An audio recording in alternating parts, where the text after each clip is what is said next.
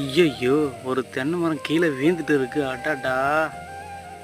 இதை என்னென்ன நசுங்கியிருக்கோ தெரியல. ஒரு கன்று மேலே விழுந்துருக்கு, தென்னைக்கன்று மேலே. ஒரு வாழை மரம், 2 வாழை மரத்து மேலே விழுந்துருக்கு. அப்புறம் நெல் மேலே விழுந்துருக்கு. நேராக நெல் ஃபுல்லாக கீழே அடிபட்டுருக்கு. எப்படி சாஞ்சிருக்கும்? காஞ்சி போயிட்டு இருக்கு மரம்.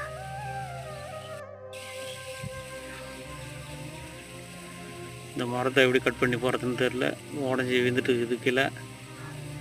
என்ன செய்யறது?